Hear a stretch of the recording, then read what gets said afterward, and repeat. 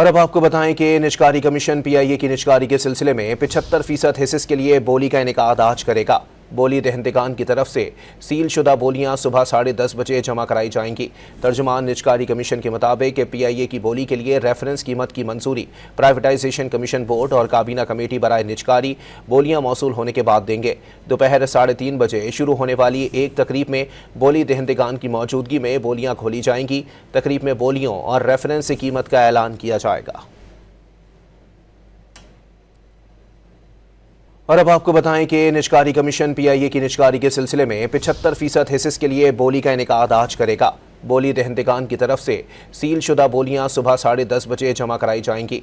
तर्जुमान निजकारी commission के मुताबिक PIA की बोली के लिए रेफरेंस कीमत की मंजूरी प्राइवेटाइजेशन कमीशन बोर्ड और काबीना कमेटी बराए निजकारी बोलियां मौसूल होने के बाद देंगे। दोपहर 3:30 बजे शुरू होने वाली एक तकरीब में बोली दहंदगान की मौजूदगी में बोलियां खोली जाएंगी। तकरीब में बोलियों और रेफरेंस कीमत का ऐलान किया जाएगा।